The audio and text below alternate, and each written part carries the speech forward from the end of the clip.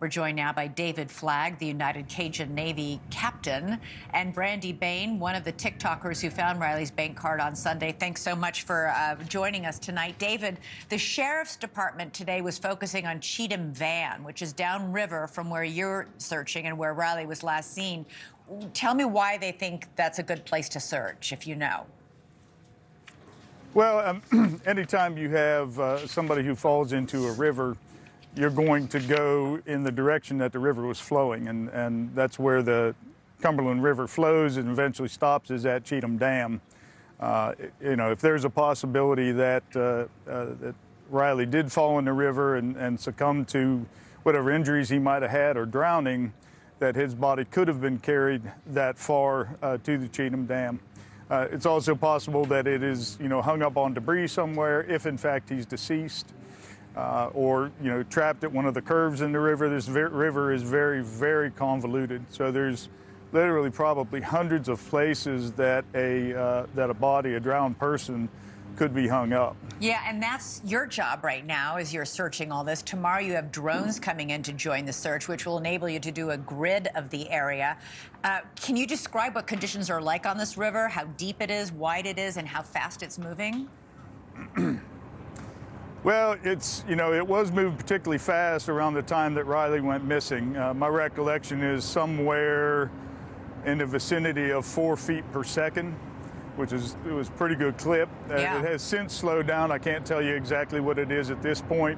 I would characterize the current as pretty strong still. And the river varies in width and in depth. I mean, it's as shallow as a couple of inches at the shore. I don't know what the depth is at the deepest point. And, you know, where we are today at the boat launch, it's probably 300-400 feet wide and pretty much stays at that width, you know, down to the point where Riley disappeared and beyond. And you have hovercraft and even cadaver dogs on these boats. Can these dogs detect a person who's underwater? Yes, ma'am. Yeah, cadaver dogs are trained to do that, and they have that capability.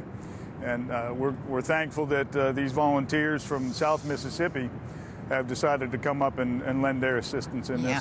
Yeah, that's a pretty dire turn of the search. Brandy, in the meantime, you were out again today searching along the riverbanks. Brandy, this is dangerous work. Those riverbanks are really more like river cliffs. They're covered in debris and tree branches. How many people do you have out there searching now? Today, it was actually just my friend Seth and I. Our friend Anna wasn't able to join us today, but we did run into 2 other volunteers, which I thanked them on our way. I let them know where to look around and to be careful. Him and I walked the entire bank, and we actually went down all the way past an abandoned building that we didn't cover before just to double check, and unfortunately wasn't able to uncover anything else. We went back to the spot that we found the card and really tore it up as much as we could, and we just cannot find anything else right now. You found Riley's bank card on Sunday, and I know that the Riley's family is wondering why. I mean, they're thanking God you found it, but why you found it a week after he vanished and police did not. Yeah, I don't have an answer for that. I really wish I did. I wonder the same thing. I see them going down there, but I also know that I've been down there more and more hours than they have, and I don't want to bash anybody, but when I was down there and one of the officers came, they told me that they weren't down there. But then when I spoke to a detective, they told me that they were down there. So I don't know what to believe. And that's really frustrating for me because I'm really feeling for this family right now. And I just really want it to be taken as serious as possible by all the people that it needs to. Yeah, I was going to ask you why you think this has caught fire so much on social media with driving so many people to actually get in their cars and go down to this riverbank. Is it your heartbreak for this family and the utter mystery of how a human being can vanish?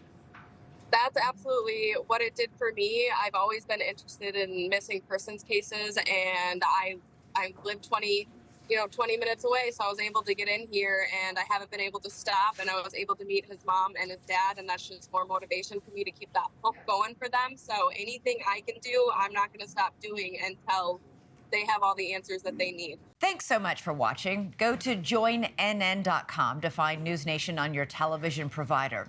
And don't forget to click the red subscribe button below to get more of NewsNation's fact-driven, unbiased coverage.